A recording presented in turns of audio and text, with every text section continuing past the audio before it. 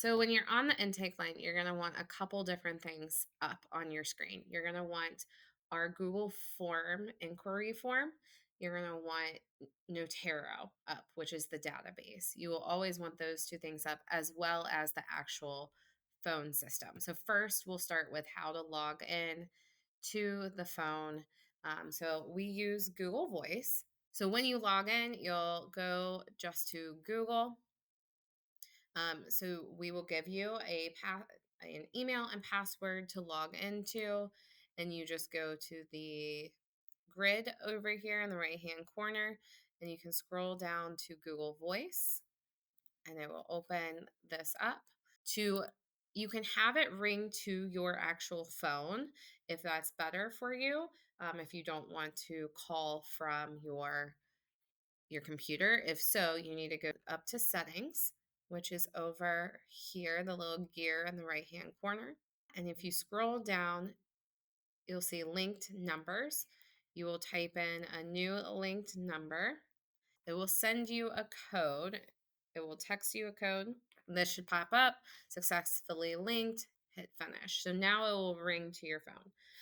One thing to think about though, if you are going to link it, when you're done with your shift, you will want to come down and toggle the call forwarding off. Because otherwise, if someone calls at midnight, it will forward to your phone. So I don't know about you, but when I'm off, I want to be off. In fact, I encourage everyone, no matter what capacity you are doing this, whether as a volunteer, intern, or staff person, when you're off your shift, please turn this off, this call forwarding toggle. That way you can be off and enjoy time with family, friends, and not be working. Um, and also, if you do get a call and decide to answer it because of guilt and it's hard to ignore those phone calls, we have had people, um, if it's an emergency situation, there's also not support after hours. It's going to be a little bit harder to meet me, to reach me, because put my phone on Do Not Disturb and I don't wake up if you call me in the middle of the night. So, just reasons to, again, turn off that call forwarding when you are done. So, this could ring to multiple people. So, if there are more than 6 people that are doing this, you will have to delete a number if to add yours each time. Again, you don't have to do this at all. You could call and just, if you're going to be at your computer the whole time, it will ring through to your phone, to the Google Voice, and you can answer it right then. You can also use this dial pad and call out right from the computer, so you never actually have to do it on your phone. So Google Voice is the first thing you'll definitely need up no matter what. The second thing is you will need the inquiry form and Notero. So you can get to both through our link tree, which we will send you. It is the 2025 client referral / inquiry form. You will need that up, and then you will need this login Notero, and that's our database. Um, we use the Google form only for tracking for data purposes. There's just Notero is a very basic database system that does what we need. It's HIPAA compliant, but we can't pull data points from it. And we can manage our caseload and keep track of who's active, who's on the wait list and stuff with the Google form because it auto populates into a spreadsheet. But everything needs to be in Notero. So this is Notero. So when you log in, we will set you up with a license and everything and have an account. What you will do, so you say you get a call, go up to the top here that says add new and add client. So this client button, this is if it's a new client. If it's an existing client, you're going to hit the search and you're going to type the client's name. So and you can play around with this. There's a lot of test clients. So I'm going to just type in test and you can see we've got test awesome, test Catwoman. So I'm going to do test Catwoman for an existing client just to show you what a chart looks like. So this is the snapshot. It auto populates information. Nothing's really been put in here clearly. We just got the name up at the top, Test Catwoman, because it's awesome. So there's no contact information, nothing in here. So this is what a snapshot would look like. So new client, you go to add new client, and it will open up with this box. You may not know all the information. You may not even know the first and last name. For example, if you get a call from a hospital social worker, a lot of times they're just inquiring about information, and they don't even have permission to release anything. They're not going to give you the name and stuff. So at that point, all you're going to put is no name, and you're going to put the date as the last name. If you get a couple of those, you can put some other identifying marker, and we can always go back and change it later. Let's see what it would look like with an actual client. Okay, so you're on the phone with the client, with the pet owner. You get their name, and the caller could be frantic. You're gonna answer with very politely, "Thanks for calling the Paw and Hand Project. My name is Molly. How can I help you?" Um, and really, it's important that first call. There's going to be lots of information you could get. It would be great if you can get it, but the most important thing is that they know that they are cared for. That is your job more than anything else, and get a callback number so that we can follow up. So put their first last name in, if you can put their email address. But at this point in the conversation, you're just adding this so you can fill out the rest of the paperwork. Not always an appropriate time. It won't make sense to ask for their email address and date of birth. It is good to go ahead and ask for where they are, what county, because if they're in Hamilton County, we will often refer them to Found House. Just kind of our agreement that we have with them. They've been around way longer, they have way more openings. But no matter what, we're going to get all their information, even if we do refer them to Found House. So if they're not within the service area in the Cincinnati tri-state area, we're still going to get all the information. We're going to provide them support. And again, our job is still to show that we care. We will refer them to partner agencies and elsewhere. You get the information. All you have right now is first, last name. You're going to hit add client. And so one thing I don't like about Notero, it doesn't just pull up their chart. So you're going to have to type it in. So if you do a no name, remember what you put the no name in as, the date or whatever. So this was test Bruce. There's Bruce. Hello, Bruce. From here, you're going to go to the clinical notes. It's over here on the left. You're going to add new, and you're going to select this client referral / inquiry. And this will ask you all the pertinent information. So for the service, it's going to ask you this again. It's annoying, but if you don't have to do it at the beginning, if you're just trying to listen and focus, you can come back to it later. But what you will come back to is that you'll put initial referral inquiry. And this won't populate just when you put your cursor in it. You'll have to actually type it. So inquiry, or if you just start typing pet, all the options will come up. So you can scroll down. It's going to be under pet owner because it's a contact with the pet owner, not with the pet. So here it is, initial referral inquiry. You can adjust the duration of the call later. Method of contact. How did the client make contact originally? Did they do it by phone? Did they do it face to face, like at an event? Did they do it online through social media or website? So even if you're calling them back, but they initially reached out for website, that's what you'll want to put that one. So just for now, we'll just say they reached out by social media and we're just calling them back. So person making referral, this is who are you on the phone with? Is this a friend, family member? Is this a social worker, caseworker, whoever it is? You'll want to put their name, their relationship to the pet owner. So the person making the referral is Alfred, because Alfred's a great butler and friend to Bruce. Or relationship, he is the butler. Really, you're going to put friend or whatever here, but we're just having fun because this is probably a very boring video. And then you're going to want Alfred's contact information because sometimes it's hard to get in touch with the actual owner. But again, you might be talking to the actual pet owner. And so if that's the case, you're just going to leave this section blank. So I'm just going to put a random number. So this is where you're going to get more information about the pet owner.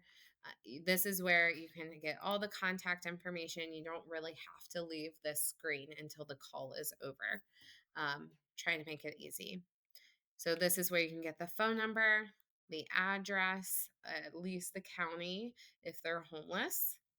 Again, tracking purposes, some grants will cover specific counties. That's why we need that information. So there, let's say this Bruce lives in Warren County. So he lives in Warren County. Preferred method of contact. This is important, especially if they say they are leaving a domestic abuse situation. So when you first get that phone call, you're starting friendly. Like what do they need help with? And usually you're asking, tell me a little bit about your situation so I can see how we can help. If it's a domestic abuse situation, we need that preferred method of contact because it may not be safe to call, or it may only be safe to call during certain times. And it may not be safe to text because their abuser is watching and monitoring their text messages. So that's why we have that here, and that's why it's very important to ask. And also keep in mind when you are on the phone, if it's a domestic abuse situation, asking right away, is it safe for you to talk now? Especially if you had to call them back. And if they say no, but this is important, say just ask yes or no questions. That way they can stay safe. Know if they're overheard at all, they're not going to be put in more danger. You're going to fill this out as much as you can. So, narrative about what is going on is the most important. And you may not be able to type as fast as they're talking, just whatever you can get, and then go back at the end and add it after the call's over. It is better, again, for you to just listen and to be present with them than it is to type everything. Most of the things that are being told, you'll remember the significant things. This is very important narrative about what is going on and why paw in hand is needed at this time. Estimated length of service. You can ask them, but we always estimate at least a month longer than what anyone says. It's just the reality of the situation. One thing, though, important in these calls, if someone is saying they're homeless and they think it's only going to be a couple weeks, I if you feel like you can have the conversation and you know a little bit about just the climate, I always err on the side of transparency throughout the entire calls from the very beginning. When you pick up the phone and they say, "Can you take my pet?" Say, start off with, "We have a wait list, but let's get your information because we don't know how that wait list will work." Being very, very transparent, because think back to an abuser. They lie, they give false promises. It is better to under promise and over deliver, like to the extreme. And they're so appreciative. It may seem like, oh, they're going to be offended by that, but they're actually very appreciative because no one's ever honest with them. So anyway, that is the most important, like one of the most important things. Let them know you care, and one way to care is being very, very honest about our wait list, what that looks like, all of those things. So next question. So do you believe, so it says as the connection specialist. So that is you filling it out. So don't read that question out loud.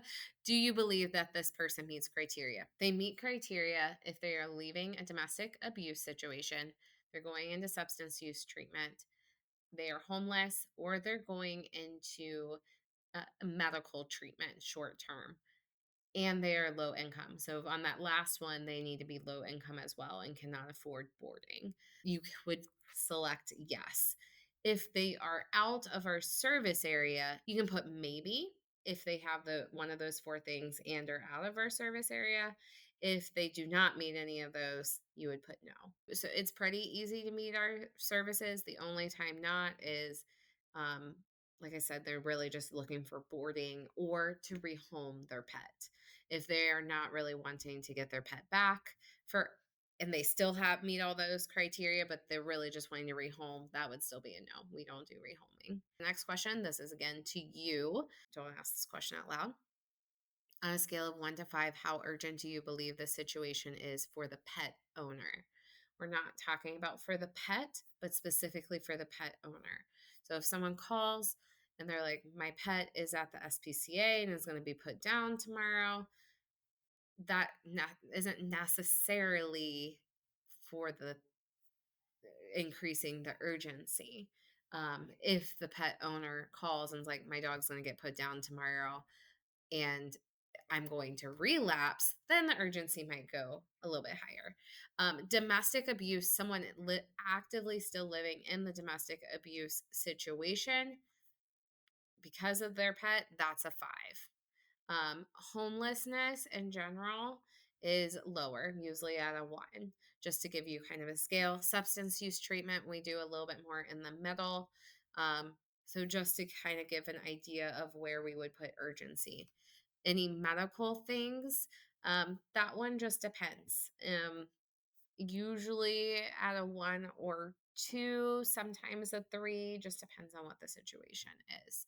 Um, if someone has left a domestic abuse situation and is now living in their car with their pet, we would still put that at a 4 because that they're ready to go to a shelter. That's all they have. They just need a place for their pet. So that's where we would put 4. And we know that someone who is living in their car, the abuser is more likely to find them. It just isn't more dangerous. They often don't have resources. So the human trafficking risk goes up way high. So that's where we would put that as a 4 versus someone who is chronically homeless. The next question we have here is the pet owner working with a housing or other service provider professional? So this is, are they working with the YWCA? Are they working with a mental health agency? I would not include a hospital with this, like if it's a hospital social worker, unless it's for the medical treatment. If they are working with a housing professional, it increases their likelihood of following through, of going to a shelter, and it decreases the time that they are separated from their pet. We do, and this is something to share in that first phone call, that we do make it a requirement as part of their contract that within 30 days they are working with some type of other provider. We added this to our policy after probably 6 months of working with clients. Those that didn't work with professionals, we had their pets about 2 to 3 times longer than those that did. So we just want to help them meet their goals as soon as possible. All right. And then the next part, this is the easier part and usually more lighter part of the conversation. Tell me about your pet. So here's how that might look. Okay, so the name, we're just going to say bat because on the Batman theme here. The kind of pet, a cat, because Catwoman's also in that Batman world. I obviously don't know anything about this. Pet breed, cats. I don't know that it matters, but dogs, it does. People, as far as fosters, won't take certain breeds and things like that. The gender, girl. Is the pet altered? So is the cat fixed? We're gonna go with no. Approximate weight for a cat, it doesn't matter as much, but a dog, we can get a big range, 25-pound dog or 100-pound dog. So cats, you get like 10 pounds difference. But so we're gonna say this is a really big cat that would say 75 pounds, just because. Yeah, because this is probably a boring video. I want to see if you're paying attention. Age, this is a really old cat. It's lived to be 50 years old because it has superpowers. Up to date on vaccine. So the things that are important here is the cat fixed? Is the pet up to date on vaccines? Because if not, we will have to arrange to get them up to date on vaccines before they can go in with a foster or boarding. We're going to say no. Any medical issues? And then energy level. Is the cat good with other dogs, children, other animals? We're going to just say that the cat is good with all of them, even mice, just cats. Has the cat ever bitten anyone? Temperament. food brand. If it's too hard to get to some of these, it's not as important. The most important things are what the pet is good with. We don't want to put a dog that's not good with kids in a home with young kids. That just won't work. So that is important to try to find a foster. And are they up to date on vaccines? Those are two most important things. In the course of the conversation, you will want to um, ask them to send you a picture of the pet. It's much easier to find a foster when we have a picture. And then to send you records of their vaccines if they have them. Um, that just, again, speeds up the whole process. And then here you can put the summary of any other notes that you thought was important. I always like to put a little bit of why you rated the urgency as you did. So said you did 5 out of 5 urgency. I mean, you would write living with abuser, and just again why, what would make the difference. Bruce would go to YWCA if the pet had somewhere to go. So just something like that is usually really helpful when we're reviewing cases and triaging. And then down here is what will populate on the snapshot. So once you're done with a phone call, if you are talking to a pet owner, you are going to, so let me go back here. You're going to click the plus button in the conditions section, and you're going to type waitlist. So this is them officially being added to the waitlist, and you're going to do this one that has status. And in the comments, you're going to put date. So today is the 14th of May, 2025. And you're going to hit save. And then you're just going to attest that all the information is true. You're going to hit finalize. So that's the note. And then I will show you go back to the snapshot here. And as you can see, it auto-populates onto the snapshot that this pet owner is in the wait list. Early on in the phone call, I like to go ahead and send the intake release form. Without that form, we don't get permission to share pictures. We can't look at the records. So this gives us permission to actually go forward and start looking for a foster. How you do it is you're in their snapshot. You go over here on the left to forms. You're going to go add form, and then it's this one right here, intake release form. If they have an email, it will auto-populate here and say email client, and you can just do that. But you have to make sure it's safe to do email first. If not, it will have an option of complete now. It's going to pop up. You're not going to complete it now. It's just no other way to add it without doing that. So you're just going to add form. I'm going to go back here. It's going to log you out. Just FYI, you'll have to log back in. Kind of annoying thing about Notero, but that's what it does. So once you have the form added and you can't email it, you can go over here to the 3 dots over here, click that, copy link. You can go back then to Google Voice, and as long as it's safe, you can text them. I'm just gonna put it in here where I did the test one earlier and just paste it, Control V, and it copies the link, and voila. And so then they can pull it up on their phone when they're on the phone with you, and that way if they have any questions, you can answer them. This is what the intake release form looks like, just so you know. It will prompt them to put their date of birth in, so then it will auto-populate onto, that's one thing I love about Notero, it auto-populates onto the snapshot and into their client information. Same with their phone number. That being said, still get their phone number when you're doing that intake, because if we don't have that, we can't call them back. It will ask them for emergency contact and relationship. That's required. These areas with the red dots is what's required. So they'll have to put in their pet name, their type of pet and breed. They will have to authorize. So, number one, they will have to do section number one, permission to receive services. This gives us permission to even talk to them ongoing. And then number two is also very important. This is part of that contract of permission to contact other agencies. So if they're working with women helping women, we want that information here. And then the scope of information, I always just encourage people to read it and make sure they're okay with what they're okay with us sharing. So this information to the Paw and Hand Project. So this is us calling and we can ask questions. The second one is we can call them and give them information about our progress with them.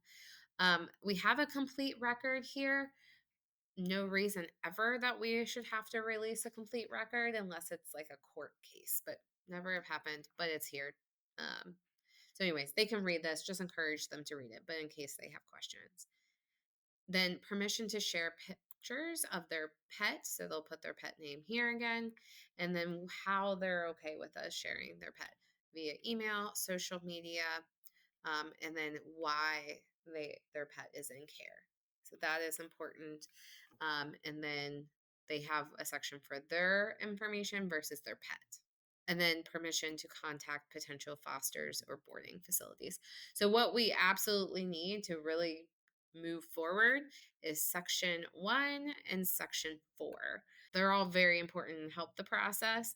Section two is very important, but section one and section four, if I can count, section one and section four are the most important as far as us being able to move forward. There's also section five is to obtain vet records, but it's better. Most vets, if we call, they're not going to release them to it. It's better if they call and have them sent to us.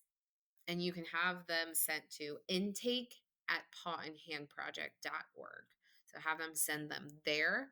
And we can set it up to where you will have access to that email as well. And then this is just consents again. They'll have to actually click. Tell people, some people have issues. Tell them they have to actually physically sign in this box. They will have to actually check this. It will open up, all those things. They'll have to hit agree and then submit form. So that is the form, and that's basically what we need. So once you're done with the phone call, you've done the note section. So you filled in all the information from the note, everything. It's the only thing left is the Google form. So you will all this information you will have from the Notero. And remember, again, this is really just for data purposes and for tracking of new clients. So you'll just put in the ID in Notero. So let me show you how to find it. So going back to Bruce here, top left corner, you see his name and then you see ID. And you can just literally copy and paste it. The date of referral. So if it was an email or a voicemail yesterday, and you're calling back today, you're going to put yesterday's date. Connection specialist completing the form, that's you. The pet owner name, if you have it. If you don't have it, put whatever you put in Notero. So no name, the date, whatever it was, just so we can keep everything straight. And then just fill this out. Who made the referral? Who was the referral form? So there's some options of who might have made the referral: domestic violence shelter, substance use treatment, anything like that. And then the reason for a referral. And then if you can put the method of referral, that's great too, if you have it. So if the original referral, how did they reach out to us? Phone, website, social media, just if you can put that. None of these are required outside of your name and the date of referral, just because we don't know what all the information you'll have. So, and then you'll just hit submit. I'm not going to hit submit because it will mess up the spreadsheet. So since this is a test, but that's what that would look like. And then if it is a super urgent situation, from there you'll want to contact me or whoever else is coordinating with you, and we can start getting the ball rolling on our end. Once you have a call, so this is an existing client, so they call you, you answer, you call back, you can search for them in Notero. Up here with the find the search, come up, find clients, invoices, payments, and labels. You can just type the client's name. So Bruce, got test Bruce right here. Click, and it will come to the snapshot. Once they fill out a form, the information will auto populate the pet's name. Um, it will auto populate when they came into care, the pet came into care, and when the pet is supposed to go home. So that will all be populated right here. The test awesomeness here, you can see it all auto populates. So the transfer care date was January 7th. Awesomeness has a lizard named Stripes, and it's supposed to go home April 9th. So we're past that, but and then here you can see under medications, you will have vaccinations. So we want to keep this up to date as possible. And then under surgeries, have they been altered? So if you hit the plus button and you type in um, the name of a vaccination, so auto populate, and then you can just put the date and then hit save, and it will put it under the vaccination section on the under medications. If they're on other medications, you'll want to put that on there as well. That way we can know. If there's more than one pet, just put in the comments what the name of the pet. So this one has just one pet, but if you needed to, let's see, if you needed to update, you can update. And we're just going to put Stripes here. The lizard named Stripes. So you get a phone call, you open up their chart, and then you're going to go to clinical note. That's how you're going to document everything. And you can pretty much do everything from a note. So add new, and there's 3 types of notes. Pretty much you're only going to use this case note option here. You already did the client referral and inquiry. That is just the initial call. After that, you always use the case note. And then the only other case note here is the pet owner closeout, and that is you're closing them out. So you're only going to use that one time at the end. So you have the client referral and inquiry. That's only going to be used one time at the initial contact. And then the pet owner closeout, which is only going to be used one time, and that's the very last note. Every other note is going to be the case note. So open that up. So for services, pretty much this will not auto drop down. You have to start typing the service. If you type pet, everything will come up because they're divided really into 2 categories of the pet and the pet owner. So thinking in terms of, is this service being provided for the pet, or is this service being provided for the pet owner, kind of to help keep things organized. And so these are the options. So boarding kennel check-in. This is if you're calling the boarding kennel to see how the pet is doing. That's what you would click there. And all of these have times listed. They're just suggested, not necessarily what you have to be, and you can edit that once you get in. Coordination, this could be when you're just coordinating with a potential foster family, usually using this on the front end, or maybe for an appointment, you're doing some things around it. You're going to document things as small as you send an email to schedule a vet appointment, or you send an email to someone. All of that, just document everything. When in doubt, document. Other pet care tasks, anything that doesn't fit in anything else could go here. Grooming appointments, things like that. Paw care family check-in. So when you're talking to a paw care family and to see how the pet is doing. A pet play date with the owner.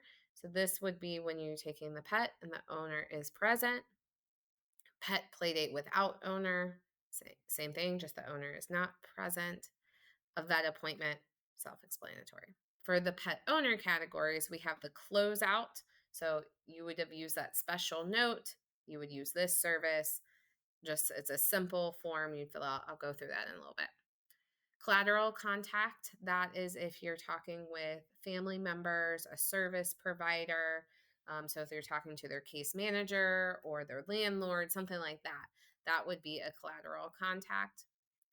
And really, we want to use a lot of these services to get the correct service is very important because it helps us for tracking for grants to show what we're providing without having to fill out extra paperwork.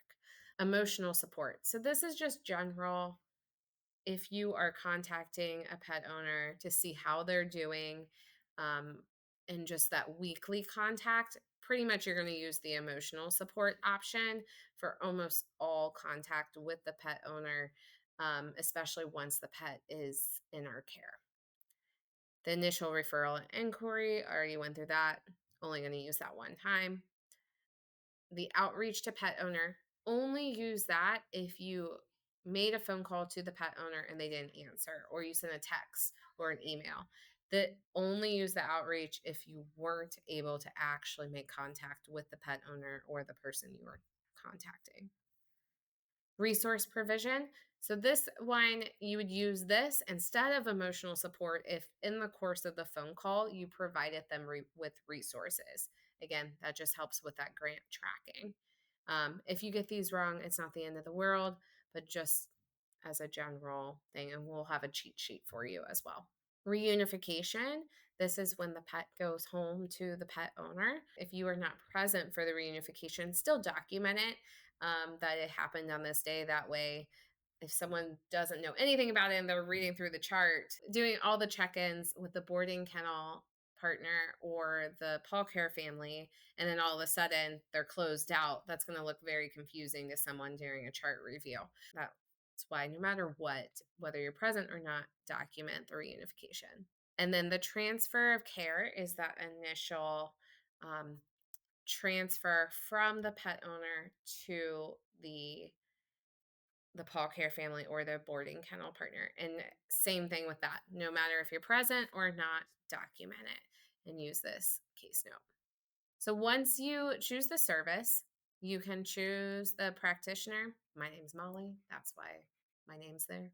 So we do have volunteers that aren't in the database but you're going to still put the notes in for them. You would just select the intake PIH for those people. Time of the start of the conversation and put the duration, how long it was. And if you forget, if you're like myself, when I hang up with a phone call, I'm like, I didn't pay attention how long that was. You can go back in and Google Voice and check the time. And then the method of contact. Did you contact this pet owner by phone? Did you see them face to face, or was it text or email or something else? Then hit other. If this was an outreach and all you did was leave a voicemail, you don't really need to put anything. Just check the box here under the summary that said left voicemail. If there's specific things you left and you want to document, or if you're returning a call and they said something specifically in the voicemail, you can document. But other than that, just click this box, left voicemail, and then you're done. But then if you sent an email, check this box, and you can literally copy the email that you sent into the summary. One thing I love about Notero, that snapshot we went over, you can edit all of it in the notes. So that way, right when you're thinking of it, you can remember. So say this is a transfer of care. This is a transfer of care note. So you're explaining that the pet went from the pet owner to the paw care family.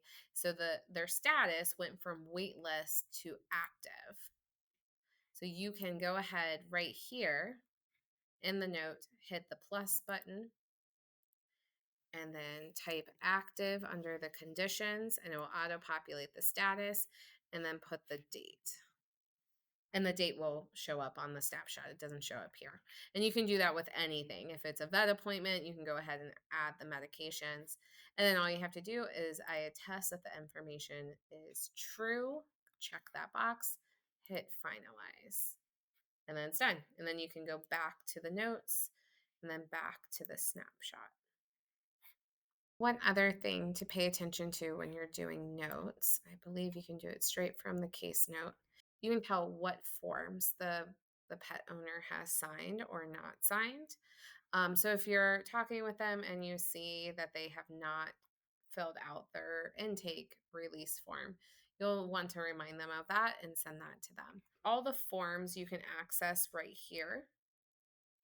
So I'm just going to go through all these forms real quick. So hold on tight. So the first one is the authorization for third party contact, communication, and pet release. So if you hit complete now, it will open the form up right now. And if you don't have an email, that's going to be your only option. So this form, you'll very rarely use this. This would only be used if a pet owner is maybe going to jail or having a medical procedure. This gives us permission to talk to another individual as if it was the pet owner. So if they're going in for surgery or something like that where something might happen, that would be really the only time we would use this. You'll very rarely use that. The next form here is the emergency contact release. Most of these forms are in that initial intake release form. So this is the main one you get. If you get that, you really don't have to use many of these other forms right away. But the emergency contact is if they need to update it. I'm not going to open it. It's pretty straightforward. Same thing with the general release. They have that option in that intake release form to do a general release for someone. But if they need to update or add someone, they're working with Women Helping Women and they didn't put that person on the form originally, they'll need to redo it to do this general release to give us permission to talk to someone from Women Helping Women. This next one is the Paw Care Family Agreement. So this one you would actually not do with the pet owner. So this would be with the actual Paw Care family. And when you do that, unless they have released that they could have the name, you're going to want to pull it up and you're not going to send it to them. You have to do it with the Paw Care family and make sure there's no way to do this otherwise, that you scroll down where they can't see the pet owner's name. So up here, just scroll down here, and this is where the Paw Care family can begin. And you'll just put in all their information. So the family name, first name is good, first and last name, the address, the names of the pets, the date the pet is placed there, the name of the Paw Care family again, the name of the pet again, and then they will have to check the boxes that they agree to the privacy policy and the Paw Care family agreement. And then they can physically sign and submit. The next one is the Paw Connect program intake release form. This is used if a pet owner, if they don't fit our fostering program, if that would just not be a good fit, but they need extra support around their pet, this is where we would use that. The release is just a little bit different than the intake release form, very similar, but it gives us permission to do maybe some other things that the regular intake release form does not, and it doesn't have some of the things it has. So very similar. The pet information form, this is not a required form. It's just great if a pet owner would fill it out. It just gives us way more questions for the pet owner to answer about the pet, which can make it easier to get a Paw Care family, but not required. The pet owner contract. So this would happen at the transfer of care.